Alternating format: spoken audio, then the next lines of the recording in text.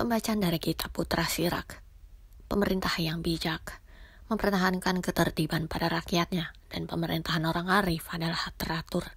Seperti penguasa bangsa, demikian pun para pegawainya, dan seperti pemerintah kota, demikian pula semua penduduknya.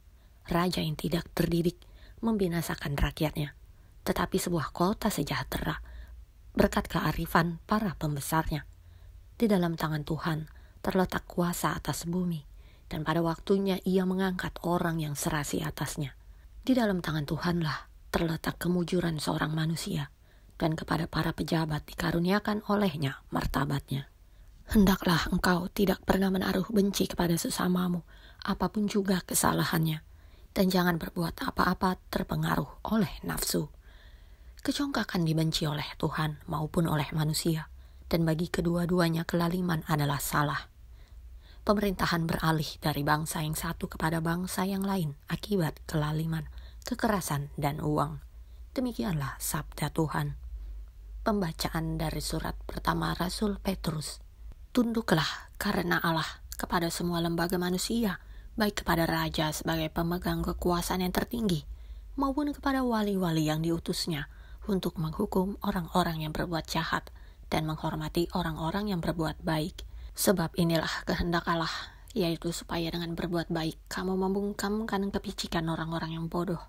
Hiduplah sebagai orang merdeka dan bukan seperti mereka yang menyalahgunakan kemerdekaan itu untuk menyelubungi kejahatan-kejahatan mereka.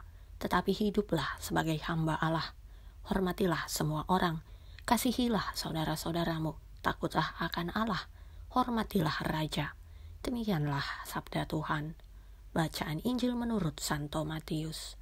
Kemudian pergilah orang-orang Farisi. Mereka berunding bagaimana mereka dapat menjerat Yesus dengan suatu pertanyaan. Mereka menyuruh murid-murid mereka bersama-sama orang-orang Herodian bertanya kepadanya, "Guru, kami tahu engkau adalah seorang yang jujur dan dengan jujur mengajar jalan Allah, dan engkau tidak takut kepada siapapun juga, sebab engkau tidak mencari muka. Katakanlah kepada kami pendapatmu. Apakah diperbolehkan membayar pajak kepada kaisar atau tidak?" Tetapi Yesus mengetahui kejahatan hati mereka itu lalu berkata, "Mengapa kamu mencobai aku, hai orang-orang munafik? Tunjukkanlah kepadaku mata uang untuk pajak itu." Mereka membawa suatu dinar kepadanya. Maka ia bertanya kepada mereka, "Gambar dan tulisan siapakah ini?" Jawab mereka, "Gambar dan tulisan kaisar." Lalu kata Yesus kepada mereka, "Berikanlah kepada kaisar apa yang wajib kamu berikan kepada kaisar, dan kepada Allah apa yang wajib kamu berikan kepada Allah." Demikianlah Injil Tuhan.